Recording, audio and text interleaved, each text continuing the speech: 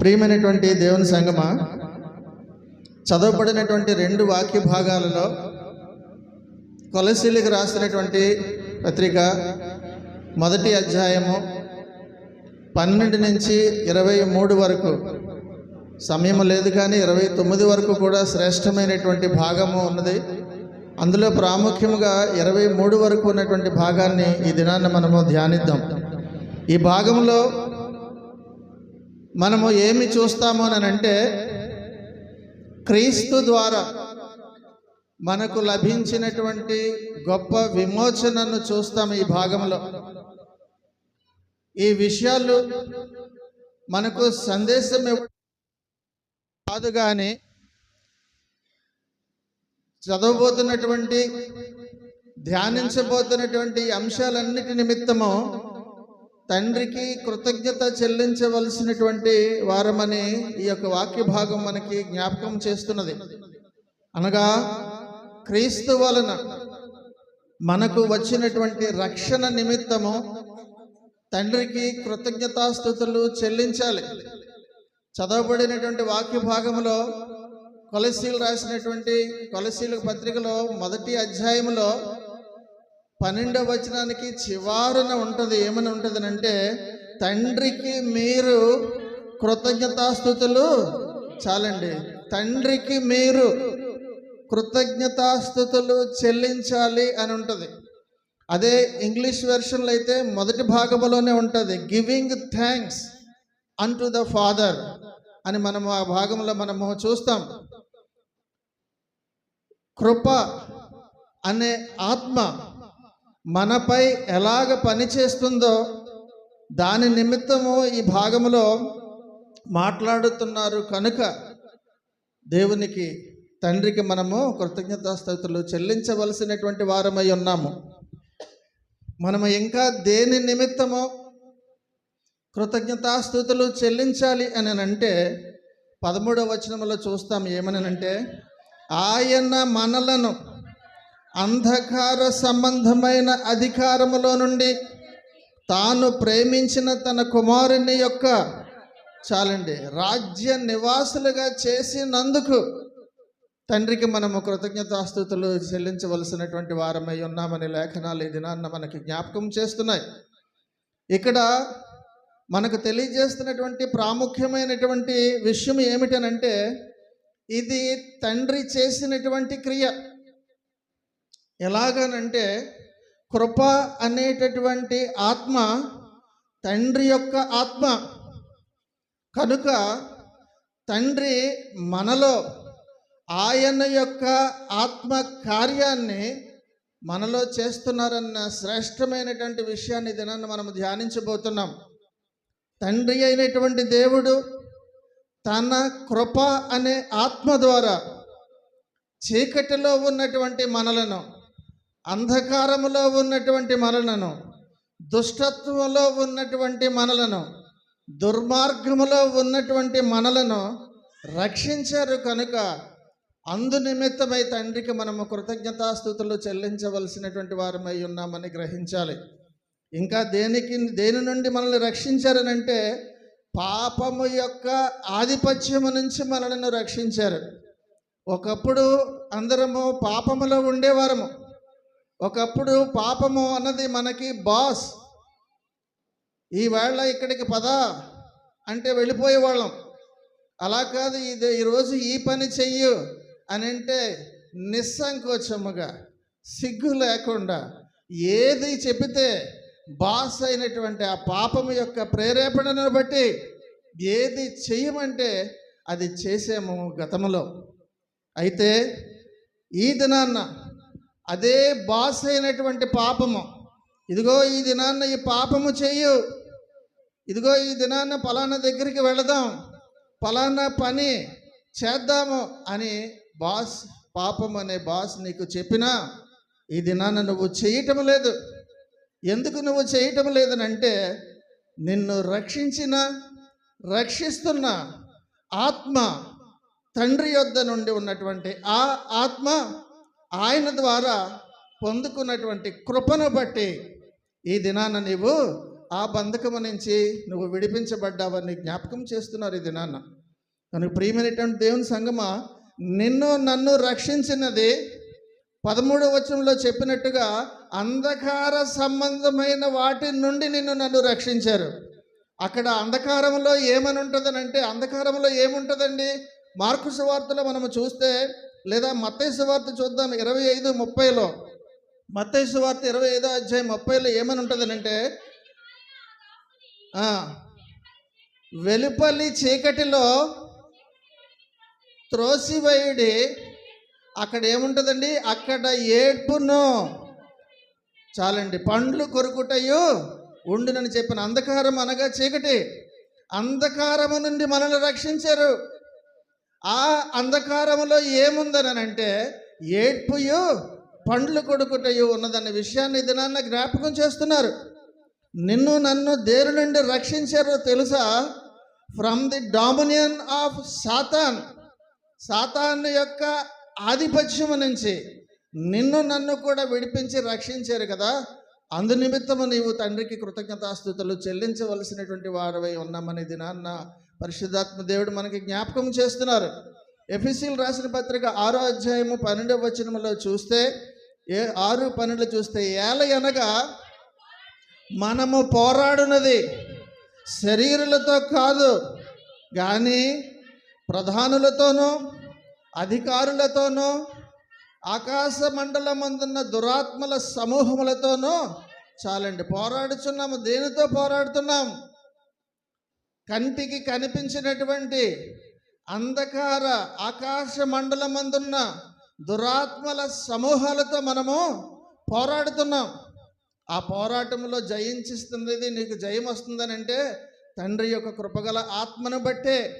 నువ్వు ఏ కృపగల ఆత్మ ద్వారా రక్షించబడ్డావో ఆ ఆత్మ, గతంలో నువ్వు ఏ పాపములో ఉన్నావో అందులో ఉండకుండా వచ్చేసినందుకు పగబట్టినటువంటి సాతాను దురాత్మ సమూహముల నుంచి నిన్ను రక్షిస్తున్నారన్న విషయాన్ని దినాన్ని మనం జ్ఞాపకం చేసుకోవాలి.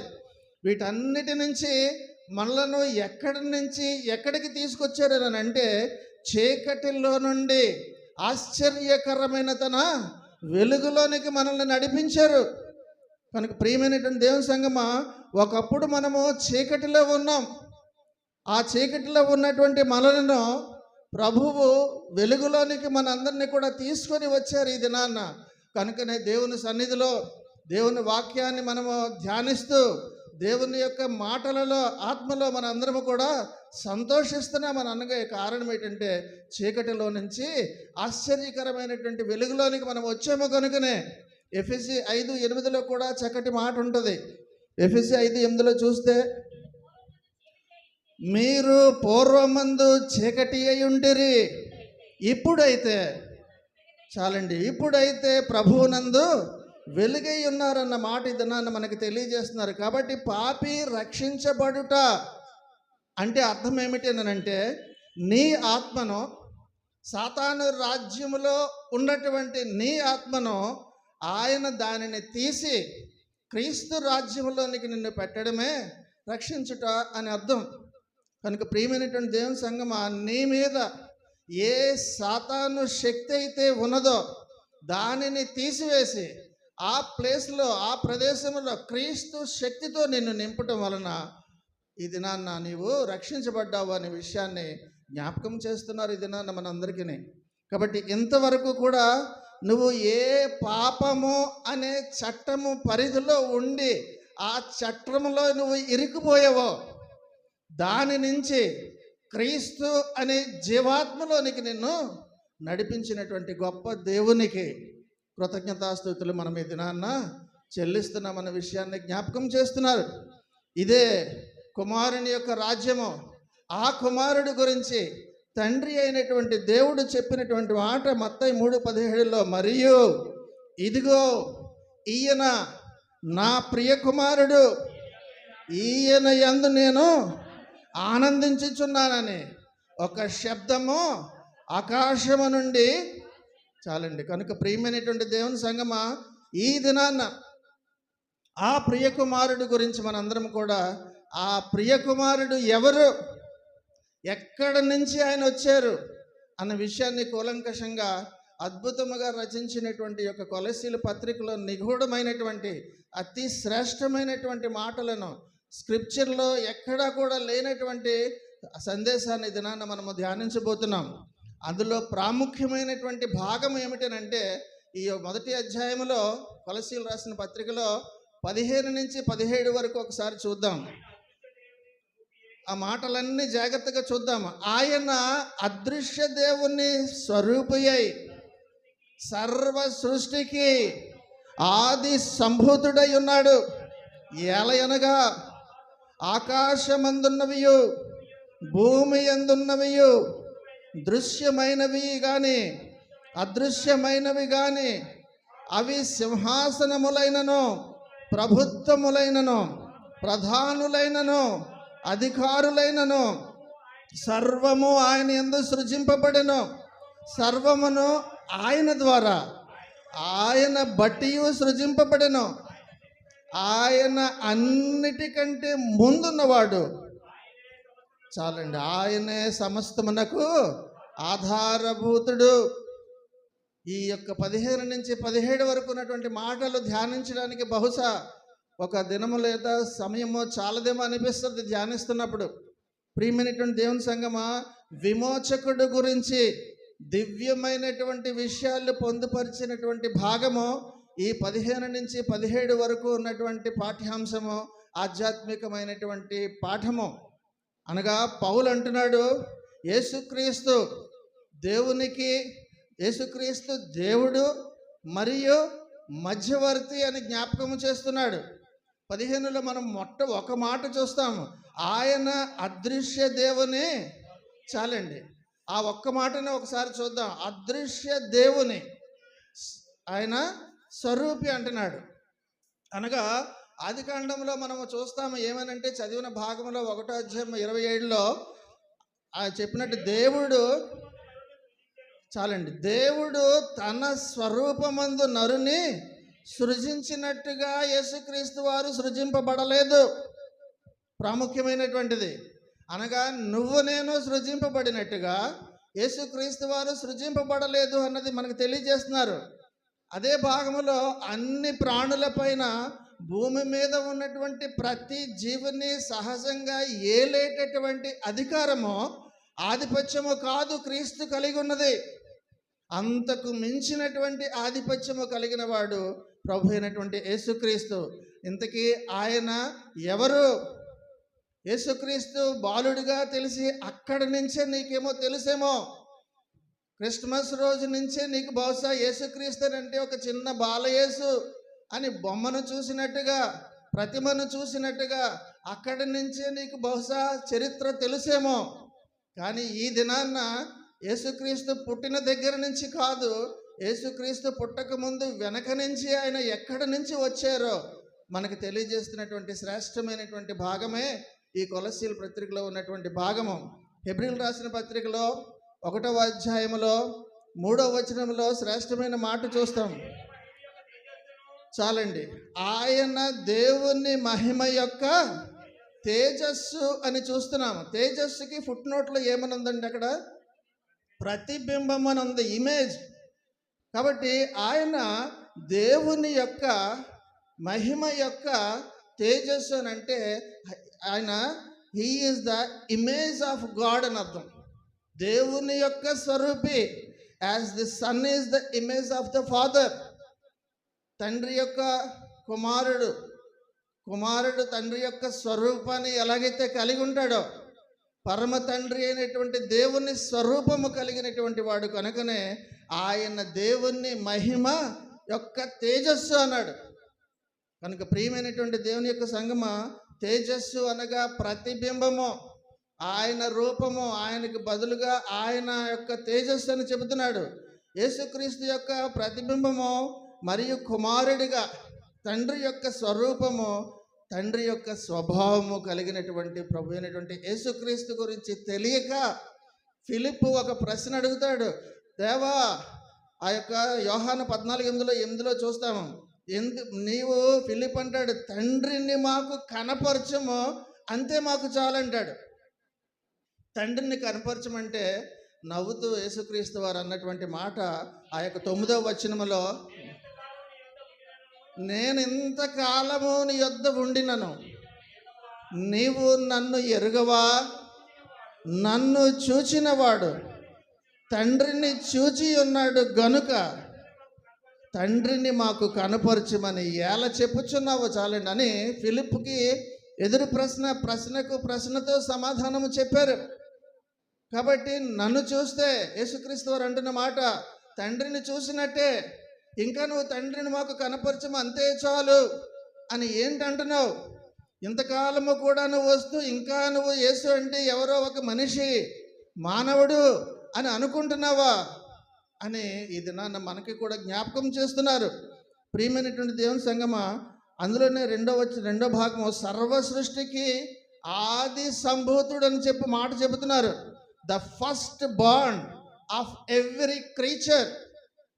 ఆది సంభూతుడు అన్న మాట మనకి తెలియజేస్తున్నాడు. అనగా మొట్టమొదటగా అనగా తండ్రికి బిగాటెన్ అన్న మాట అంటారు. బిగాటన్ అనే అర్థం అది. Begotten before all the creation, అనగా సృష్టి అంతా సృష్టించబడక ముందునే ఉన్నారు. అంతకుముందు ఎప్పటి నుంచి ఉన్నారో ఇంకా మనకు అర్థమవుదు. కనుక ప్రియమైనటువంటి దేవుని సంగమా, సర్వ సృష్టికి ఆది సంభూతుడు. 15వ వచనంలో మనం కొలసీలు 1:15 అదే చూసాం. సర్వ సృష్టికి ఆది సంభూతుడు అనగా సృష్టింపబడిన వాడు కాదు అని అర్థం. God, from God, a light from light అని అర్థము. కనుక ప్రియమైనటువంటి దేవుడి సంగమా, ఈ దినాన్న ఏ ప్రాణి సృష్టించక ముందు ఉన్నవాడు ప్రభు అయినటువంటి యేసుక్రీస్తు గురించి లేఖనాలు ఏమని చెబుతున్నాయో తెలుసా? సామెతల గ్రంథము 8వ అధ్యాయము 23 నుంచి 26లో స్పష్టంగా తెలియపరచబడింది. అనాది కాలము మొదలుకొని మొదటి నుండి భూమి ఉత్పత్తి అయిన కాలమునకు పూర్వము నేను నియమింపబడితిని. ప్రవాహ జలములు లేనప్పుడు, నీళ్లతో నిండిన ఊటలు లేనప్పుడు నేను పుట్టితిని. పర్వతములు స్థాపింపబడక మునుపు, కొండలు పుట్టక మునుపు, భూమిని దాని మైదానములను ఆయన చేయక మునుపు, నేల మట్టిని రవంతయు సృష్టింపక మునుపు. చాలు, నేను పుట్టితిని అంటున్నారు. ఎందుకంటే వివరణ అవసరం లేదు. నేల మట్టిని రవంతయు సృష్టింపక మునుపు నేను అప్పటికే ఉన్నాను అని ఇది నాన్న పరిశుద్ధాత్ముడైనటువంటి ప్రభు అయిన యేసుక్రీస్తు గురించి మనకు తెలియజేస్తున్నారు. ఆయన పుట్టింది డిసెంబర్ మాసంలో కాదు. ఆయన ఎప్పటి నుంచో ఉన్నవాడు. అసలు ఆయన సృష్టింపబడలేదు. ప్రోటోటోకస్ అని అంటారు. అందుకనే అనగా the first begotten or producer of all things అని అర్థం. అన్నిటికంటే ముందు ఉన్నవాడని చెప్పాలి కానీ సృష్టింపబడిన వాడని చెప్పకూడదు. ప్రియమైనటువంటి దేవుని సంగమా, అందుకే ఆది సంభూతుడు అని అంటున్నాడు. అన్నిటిపై, సమస్త సృష్టిపై ఆధిపత్యము కలిగినటువంటి వాడు ప్రభు అయినటువంటి యేసుక్రీస్తు. కాబట్టి ఆయన గురించి చెప్పినటువంటి మరొక శ్రేష్టమైన మాట హెబ్రీయులకు రాసిన పత్రిక 1వ అధ్యాయము 2వ వచనంలో చూస్తాం. ఆ కుమారుని చదవండి. ఆ కుమారుని సమస్తమునకును వారసునిగా నియమించెను, ఆయన ద్వారా ప్రపంచములు నిర్మించాలండి. కాబట్టి ఆ కుమారుని సమస్తమునకు వారసునిగా నియమించెను, ఆయన ద్వారా ప్రపంచములను నిర్మించనన్నాడు. అందుకనే ఈ యొక్క 16 మధ్యలో ఏం చూస్తుంటే సర్వమును ఆయన యందు సృజింపబడెను, సర్వమును ఆయన ద్వారాను ఆయనను బట్టి సృజింపబడిన అన్న మాట మనము చూస్తున్నాం. కాబట్టి ఆకాశమందు ఉన్నవైనా సరే, భూమి మీద ఉన్నవైనా సరే, దృశ్యమైనవి కానీ అదృశ్యమైనవి కానీ ఇవన్నీ కూడా ఆయన శూన్యం నుంచి సృష్టించారు. ఏదో ఒక వస్తువు నుంచి ఇంకొక వస్తువు సృష్టించలేదు. కాబట్టి దేని నుండి దేనిని సృజించలేదు. He made all things out of nothing. శూన్యం నుంచి సృష్టించాడు ఆయన సమస్తము. కేవలము మాట పలుకుట ద్వారా, కలుగునుగాక అనుట ద్వారా సమస్తము కూడా జరిగింది. ఇది నాన్న నీవు ఏ విచారముతో, ఏ విషాదముతో, ఏ అనారోగ్య సమస్యతో నువ్వు దేవుని అడుగుతున్నామేమో, ఆయన భూమి ఆకాశములన్నీ కలుగునుగాక అంటే కలిగినటువంటి ఆ విషయాలను జ్ఞాపకం చేసినప్పుడు నీ విషయాలు ఇంత ఇసుకరేణివంత సమస్యలతో సమానమైనటువంటి నీ విషయాలు ఆయన నేను తీరుస్తాను అన్న ఒక మాట సెలవిస్తే జరగదా? జరుగుతుంది, విశ్వాసం నీకుంటే. కనుక ప్రియమైనటువంటి దేవుని సంగమా, అందుకనే యోహాను 1:3 మరొక మాట అన్నాడు, కలిగి ఉన్నదేదియు ఆయన లేకుండా. ఒక మాట చాలు. అనగా ఆకాశములు అవ్వచ్చు, పరలోకములు అవ్వచ్చు, భూమి మీద అవ్వచ్చు, ఎక్కడన్నా సరే కలిగి ఉన్నదేదియు ఆయన లేకుండా కలగలేదంటున్నాడు సింపుల్గా. ప్రియమైనటువంటి దేవుని సంగమా, సింహాసనములైనను, ప్రభుత్వములైనను, ప్రధానులైనను, అధికారములైనను సర్వము ఆయన యందు సృజింపబడను. సర్వము ఆయన ద్వారాను ఆయనను బట్టి సృజింపబడను అంటే అర్థం అదే. క్రీస్తు తండ్రి యొక్క శాశ్వత జ్ఞానమైన, కాబట్టి ఆ జ్ఞానము నుండి ఈ లోకము సృష్టింపబడిందన్న విషయాన్ని దినాన్న పరిశుద్ధాత్మ దేవుడు మనకి జ్ఞాపకం చేస్తున్నారు. ప్రియమైనటువంటి దేవుని సంగమ, యేసుక్రీస్తు నిత్యము ఉండేటటువంటి శాశ్వత వాక్యము ఆయన. ఈ లోకము ఈ దేవుని యొక్క వాక్యము ద్వారా నిర్మించబడింది. ఆయన ద్వారా అనగా వాక్యము అనగా ఆయన అనగా ఆయన యొక్క బాహువు. లోక 1:51 చూస్తాము, ఆయన తన బాహువుతో పరాక్రమము చూపినన్న మాట చూస్తాము. చాలండి, ఆయన తన బాహువుతో పరాక్రమము చూపినని చూస్తున్నాం. అనగా ఆయన యొక్క బాహువుకు, తండ్రి యొక్క బాహువు అయినటువంటి పరిశుద్ధాత్ముడైనటువంటి ప్రభు అయిన యేసుక్రీస్తుకు అంత సర్వశక్తిమంతుడని దినాన్న జ్ఞాపకం చేస్తున్నాడు. ఆ బాహువు ద్వారానే ఈ లోకము నిర్మించబడింది. అన్నిటికంటే ముందు ఉన్నవాడు, ఈ లోకమునకు ముందు ఉన్నటువంటి వాడు, కాలము అసలు ప్రారంభము కాకముందు నుంచే ఉన్నటువంటి దేవుడు ప్రభు అయినటువంటి యేసుక్రీస్తు. ఆయన గట్టిగా చప్పట్లు కొడుతూ మహిమ చెల్లిద్దాం. కనుక ప్రియమైనటువంటి దేవుని సంగమా, జ్ఞానము తండ్రి వద్ద ఉన్నది, ఆయనే కలిగి ఉన్నాడు. అసలు జ్ఞానమునకు మూలమే తండ్రి అయినటువంటి దేవుడు. సామెతలు ఉందా చదివినటువంటి 8వ అధ్యాయంలో 23 కంటే ముందు వాక్యం 22 ఒక్కసారి చూద్దాము. పూర్వకాలమునందు తన సృష్టి ఆరంభమున తన కార్యములలో ప్రథమమైన దానిగా యెహోవా నన్ను కలుగజేసినని చెబుతున్నటువంటి మాట. అందుకనే ఆదియందు వాక్యము ఉండెను, వాక్యము దేవుని యొద్ద ఉండెను, వాక్యము చాలండి వాక్యము దేవుడై ఉండెను. ప్రియమైనటువంటి దేవుని సంగమా, ఆయన కన్య మరియ గర్భమునందు పుట్టక ముందు నుంచి ఉన్నవాడు. ఆ మాట ఒక్కటి నీ మనసులో ఉంటే చాలు. కనుక ప్రియమైనటువంటి దేవుని సంగమా, కాలముల అన్నిటికీ ముందు ఉన్నవాడు. కన్య మరియ గర్భములోనికి రాక ముందు నుంచి కూడా ఉన్నటువంటి వాడు. అదే ఇక్కడ మనం చూస్తున్నాము 17వ వచనంలో, కొలస్సీ 1:17లో, ఆయన అన్నిటికంటే ముందు ఉన్నవాడు, ఆయనే సమస్తమునకు ఆధారభూతుడు. ఈ దినాన్న సంఘముగా కూర్చున్నటువంటి మనందరికీ కూడా సంఘానికి శిరస్సు ఆయనే. ఆ శిరస్సుకు శరీరము సంఘమే. కనుక ప్రియమైనటువంటి దేవుని సంగమా, ఈ శరీరము, నీ శరీరం అంతటికి కూడా ఆదేశాలు ఇచ్చేటటువంటిది యొక్క తల. ఈ తల ఎటువంటి ఆలోచనలు నీ శరీరానికి కలగజేస్తే ఆ విధముగా శరీరము కదిలినట్టుగా సంఘమునకు శిరస్సు ఆయనే, ప్రభు అయినటువంటి యేసుక్రీస్తు అంటున్నాడు. కనుక ఈ దినాన్న ఆయన ప్రోటోటోకస్ అన్న మాట ఎందుకు అంటున్నారు అని అంటే, first born from the dead అని కూడా చెప్తున్నాడు. అనగా చనిపోయినటువంటి వారిలో కూడా ప్రథమ ఫలముగా పునరుద్ధానుడైనటువంటి వాడు. మరియు మీరు కూడా ఆ విధముగానే, నేను ఏ విధముగా అయితే నేను మృతుల్లో నుండి లేచానో ఆ విధంగానే మీరు కూడా నా యందు విశ్వాసం ఉంచితే మీరు కూడా చనిపోయినా సరే బ్రతుకుతారు అన్న మాట అర్థం అదే.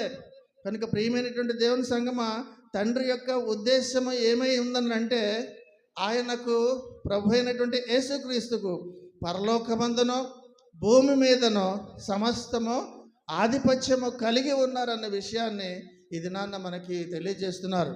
అందుకని 18లో ఆయన అన్నట్లు ఆయన అన్నిటిలో ఆది సంభూతుడు అన్నాడు. ప్రతి దాంట్లో కూడా ప్రారంభము ఆయనే. మనుష్యుల మధ్యన ఉన్నటువంటి దేవుని రాజ్య ప్రతి అవసరతల్లో కూడా యేసుక్రీస్తు వారు ఉన్నారన్న విషయాన్ని మనం గమనించాలి. అంతేకాకుండా ప్రీ ఎమినెంట్ అన్న మాట చూస్తే మనము మన తలంపులన్నిటిలో, అనగా నీకు రేపు వచ్చే సంవత్సరము ఏ తలంపు వస్తుందో ఆ తలంపుల కంటే ముందుగా నీ తలంపులలో ఉన్నవాడు ప్రభు అయినటువంటి యేసుక్రీస్తు. ప్రియమైనటువంటి దేవుని సంగమం, అంటే నువ్వు ఏంటి ఆలోచిస్తున్నావు, ఏ కుట్రలు పన్నుతున్నావు, ఏమి చేయాలని నువ్వు ఆలోచిస్తున్నావు, అది నాకే తెలుసు అని ఒకవేళ పిచ్చిగా అనుకుంటున్నావేమో, ఇది నాన్న అంటున్నాడు ఆయన నీ తలంపుల అన్నిటికంటే ముందుగా ఉన్నటువంటి ప్రీ ఎమినెంట్ అనే ఇది నాన్న కూడా ఇది నాన్న మనకు తెలియజేస్తున్నారు. ప్రియమైనటువంటి దేవుని సంగమా, ఆయనకి ప్రథమ స్థానం ఇస్తూ మనము దేవుని చిత్తానికి అనుగుణంగా అందుకే నేను నడవాలి అనే దినాన్ని మనకి పరిశుద్ధాత్మ దేవుడు తెలియజేస్తున్నారు. యోహాను 5:23లో చక్కటి మాట ఉంటుంది. ఎందుకనంటే తండ్రిని ఘనపరచునట్లుగా అందరూ కుమారుని ఘనపరచవలనని తీర్పు తీర్చుటకు సర్వాధికారము కుమారునికి అప్పగించి ఉన్నాడు. కుమారుని ఘనపరచని వాడు ఆయన పంపిన తండ్రిని ఘనపరచడు. కాబట్టి నువ్వు కుమారుని ఘనపరచాలి. నువ్వు కుమారుని ఘనపరిస్తే తండ్రిని ఘనపరిచినట్లే, కుమారుని గౌరవిస్తే తండ్రిని గౌరవించినట్టే, కుమారుని చూస్తే తండ్రిని చూసినట్లే అని ఫిలిప్పుకు చెప్పినటువంటి మాటలు ఇది నాన్న మనకు కూడా జ్ఞాపకం చేస్తున్నారు. ప్రభువునందు ప్రియమైనటువంటి దేవుని సంఘం 19:7 అంటాడు, సర్వ సంపూర్ణత ఆయన యందు నివసిస్తున్నాడు. అనగా సంపూర్ణత, పర్ఫెక్ట్నెస్, సమస్తము ఆయన యందు నివసిస్తుంది అని అంటున్నాడు. అనగా విమోచన గురించి మనకు తెలియజేస్తున్నాడు. మనకు ఒక విమోచన అనగా పాప విమోచన గురించి లేఖనాలు ఏమని తెలియజేస్తున్నాయి అని అంటే కొలసి 1:14లోనే చూస్తాము. ఆ కుమారుని యందు మనకు విమోచనము అనగా పాప క్షమాపణ కలుగుచున్నదని తెలియజేస్తున్నాడు. కనుక ఇది నాన్న సాతాను ఏం చేశాడని అంటే నిన్ను నన్ను కూడా ఈ పాపాలన్నీ కూడా ఏం చేసాయనంటే నిన్ను సాతానుడికి అమ్మేశాడు. ఈ పాపము అనేది నిన్ను మూట కట్టి హోల్సేల్గా సాతానుడికి అమ్మేశాడు. వాడి నుంచి మూట విడిపించి డబ్బులు ఇచ్చి ర్యాన్సమ్ విడిపించడానికి యేసుక్రీస్తు వారు వచ్చి శిలువ రక్తం మీద ఆయన మరణించి ఆయన యొక్క రక్తము ద్వారా ఆ యొక్క క్రయధనము ద్వారా నిన్ను నన్ను కూడా విడిపించడానికి వచ్చారన్న విషయాన్ని దినాన్న జ్ఞాపకం చేస్తున్నారు. అదే ఎఫెసీ 1:7లో చూస్తాం మనము. దేవుని కృపా మహదైశ్వర్యమును బట్టి ఆ ప్రియుని యందు ఆయన రక్తము వలన మనకు విమోచన అనగా మన అపరాధములకు క్షమాపణ మనకు కలిగి ఉన్నది. ఎవరైతే విశ్వసిస్తారో వాళ్ళ కోవలోకి ఆ యొక్క డివిజన్లోనికి చేర్చబడతారు. అందరి నిమిత్తము, అందరి పాప క్షమాపణ నిమిత్తము ఆల్రెడీ ఆయన రక్తము కార్చారు. విశ్వసించిన వారు అందరికీ అది వర్తిస్తుంది. విశ్వసించినటువంటి వారికి అది ఆ పాప క్షమాపణ వర్తించదు. కాబట్టి మన బంధకముల అన్నిటి నుంచి కూడా విమోచన దేవుడు మనకు అనుగ్రహించారు సిలువ రక్తము చేత అంటాడు. అందుకని కొలసి 1:20లోను సిలువ రక్తము చేత సంధి చేసి ఆయన ద్వారా సమస్తమును, అవి భూలోకమందున్నవైనను పరలోకమందున్నవైనను వాటన్నిటినీ ఆయన ద్వారా తనతో సమాధానపరచుకొనవలెనని తండ్రి అభీష్టమాయను అనే శ్రేష్టమైన మాట మనకు తెలియజేస్తున్నాడు. దాన్నే రికన్సిలియేషన్ అంటారు. రికన్సిలియేషన్ అంటే సమాధానము, సయోధ్య, రాజీ కుదర్చడం. ఏ పాపము వలనైతే తండ్రికి నీవు నేను విరోధులమైపోయామో ఆ విరోధాన్ని తీసివేసి సమాధానాన్ని, సయోధ్యను, రాజీని, రికన్సిలియేషన్ చేయడానికే యేసుక్రీస్తు వారు ఈ భూమి మీదకి రావడానికి గల కారణము అని దినాన దేవుడు మనకు తెలియజేస్తున్నారు. కనుక యేసుక్రీస్తు మధ్యవర్తిగా ఉండి మనకు సమాధానం అనగా పాపులను క్షమించడానికి ఆయన సమాధానకర్తగా ఆయన వచ్చాడన్న విషయాన్ని జ్ఞాపకం చేస్తున్నారు. ప్రియమైనటువంటి దేవుని సంగమా, ఈ విడుదల క్రీస్తు ఎలా తెచ్చారనంటే శిలువ రక్తము చేత సంధి చేశారు అన్న మాట ఇప్పుడే మనం చదివాం. కాబట్టి 22లో ఏముంటుందనంటే తన సన్నిధిని పరిశుద్ధులుగాను నిర్దోషులుగాను నిరపరాధులుగాను పిలువబడుటకు నిలువబెట్టుటకు ఆయన మాంసయుక్తమైన దేహమందు మరణము వలన ఇప్పుడు మిమ్మును సమాధానపరచెను అని శ్రేష్టమైన మాట మనం చూస్తున్నాము. కనుక ప్రియమైనటువంటి దేవుని సంగమా, మరియు మనము ధర్మశాస్త్ర ప్రకారము సమస్త వస్తువులను రక్తము చేత శుద్ధి చేయబడునని హెబ్రీ రాసిన పత్రికలో చూస్తాం. రక్తము చిందింపకుండా పాప క్షమాపణ కలుగదనియు సామాన్యముగా చెప్పవచ్చునని హెబ్రీలు మనం 9:22లో మనం చూస్తాం. ఆ రక్తము చిందించడానికే ఆయన మరియు ధర్మశాస్త్ర ప్రకారము సమస్త వస్తువులను రక్తము చేత శుద్ధి చేయబడుననియు రక్తము చిందింపబడకుండా పాప క్షమాపణ కలుగుదనియు సామాన్యంగా చాలా క్యాజువల్గా అర్థమవుతుంది మనకి. కనుక ప్రియమైనటువంటి దేవుని సంగమా, క్రీస్తు రక్తములో అంత శక్తి ఉంది. ఆయన కార్చినటువంటి రక్తమునకు ఉన్నటువంటి ప్రభావము నీ యొక్క పాపములు నా యొక్క పాపములు కొట్టివేయబడడం గురించి మనకి జ్ఞాపకం చేస్తున్నారు. కనుక ఈ బోధ అంతా కూడా ఎవరికి చేస్తున్నారు అని అంటే 23వ వచనంలో చూస్తాము. పునాది మీద కట్టబడిన వారై స్థిరముగా ఉండి మీరు విన్నట్టియు ఆకాశము క్రింద ఉన్న అక్కడ కాగండి. అందుకే యూదులకు ఒక్కళ్ళ గురించి చెప్పట్లేదు. ఆకాశము కింద ఉన్న సమస్త సృష్టికి ప్రకటించబడినట్టు ఈ సువార్త వలన కలుగు నిరీక్షణ నుండి తొలగిపోక విశ్వాసమందు నిలిచి ఉండిన ఎడల ఇది మీకు చాలండి, ఇది మీకు కలుగుతుంది. కనుక ప్రియమైనటువంటి దేవుని సంగమా, ఇది నన్న దేవుడు చెప్తున్నటువంటి మాట ప్రతి దేశానికి ప్రతి మనిషికి నీకు నాకు అందరికీ కూడా మనకి ఈ యొక్క వాక్యము మన గురించే, యేసుక్రీస్తు వచ్చింది నీ గురించి నా గురించి అని తెలియజేస్తున్నారు. కనుక ఈ దినాన్న రేపటి నుంచి మనము కేవలము క్రిస్మస్ వేడుకలు క్రీస్తు పుట్టుక ఒకటే చూస్తున్నాము. కానీ ఈ దినాన్న ఆయన యొక్క పుట్టుక వేడుకలలోనికి వెళ్ళక ముందే ఆయన ఎక్కడి నుంచి ఉన్నవారు అన్నది శ్రేష్టమైనటువంటి మాటలు అపోస్తలుడైన పౌలు ద్వారా మనకి దినాన్న తెలియజేశారు. కనుక ప్రియమైనటువంటి దేవుని సంగమా, లేఖనాలన్నింటినీ కూడా విన్నది మర్చిపోకుండా ఆయన అన్నిటికంటే ముందు ఉన్నటువంటి వాడు, మరియ గర్భములోనికి రాక ముందు నుంచి కూడా ఉన్నటువంటి వాడు, సర్వశక్తిమంతుడైనటువంటి ప్రభు అయినటువంటి యేసుక్రీస్తుని పూజించడానికి నీవు నేను ధన్యులము. ఆ దినాలలో ఈ దినాలలో కూడా మనము ఆయన పుట్టినదిన వేడుకలు జరుపుకోవడానికి వచ్చినటువంటి మనము ఆయన యొక్క పుట్టినదిన వేడుకలోనికి వెళుతున్నప్పుడు ప్రతిసారి కూడా బాలుడిగా కాక సర్వశక్తిమంతుడైనటువంటి ప్రభు అయిన యేసుక్రీస్తు అని మనము గ్రహించి ఆయనను మనం పూజిద్దాం. తద్వారా మన ఆశీర్వాదాలు పొందుకుందాం. అట్టి భాగ్యం దేవుడు మన అందరికీ కలగజేసి నడిపించి బలపరచునుగాక.